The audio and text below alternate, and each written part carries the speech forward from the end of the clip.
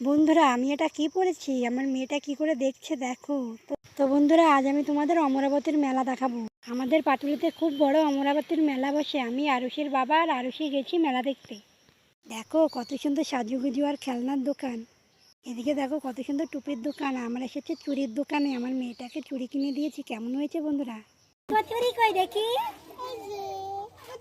সুন্দর তো। তারপরে আমরা গেলাম কাপ প্লেটের দোকানে। দেখো কত সুন্দর সুন্দর কাপ প্লেট। আমি এই প্লেটটা কিনেছি।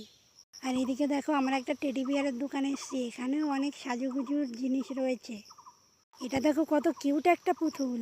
আমার মেয়েটাকে এই ট্রেনটা কিনে দিয়েছি। তারপর দেখো কত সুন্দর ঠাকুর দেবতার ছবি এখানে।